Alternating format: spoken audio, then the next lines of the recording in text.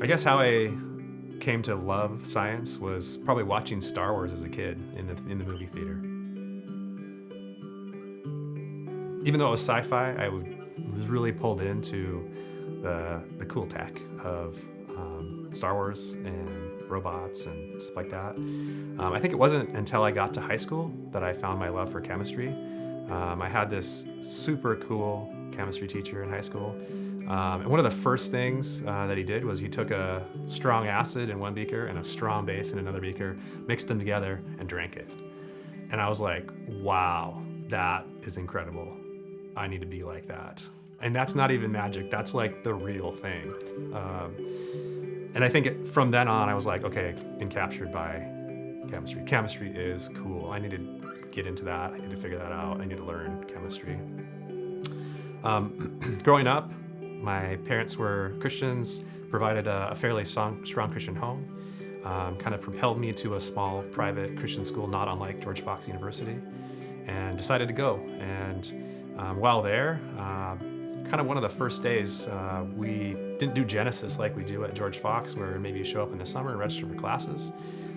Computers weren't really big back then, and you just show up, and kind of the week before classes start, you meet with an academic advisor, and they ask you, what do you want to do?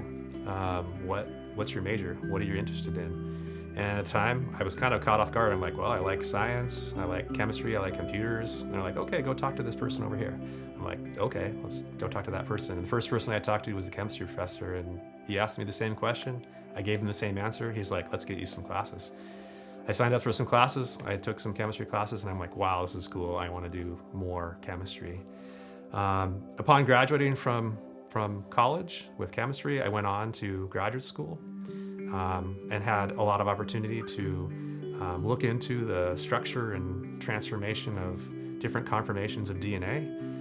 When I was in college, my biochemistry class showed me a picture of a protein structure which looked like ribbon, almost like if you were to take that ribbon as you were a kid that's wound around the spool, and if you've ever taken scissors and gone like this, and then it plops down into a little spiral, that's what this ribbon looked like, this spirally, noodly thing.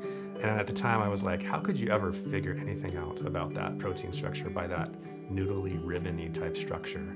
And it was then and there that I was like, okay, I like chemistry, but I also like structure. I want to look at chemical structure in the context of biochemistry. I went on to finish my doctoral degree, and in science, we typically go on and do a postdoc. And I went on to do a postdoc in North Carolina at NIH. And one of the transformative experiences that I had was when my PI, my primary investigator at the time, had invited a Nobel Prize winner to campus. And it was at that time that I was kind of debating, do I really want to go back to teach? Do I want to be like those teachers that I had in my private Christian undergrad school and primarily teach? Or do I want to go into research, maybe academic research or industrial research? And I was kind of debating back and forth, what do I like best? I really I appreciated the be known atmosphere that you see at small private Christian schools that I saw in my college, that I see at George Fox University. But I also really enjoyed the science. I really enjoyed research and doing experiments. And when I talked to this Nobel Prize winner, my boss gave me a few minutes to talk to him. One of the questions I asked this person was, do you have any regrets? Like, you chose this path, would you choose it again? Like, were there things that you could take back if you didn't go that direction?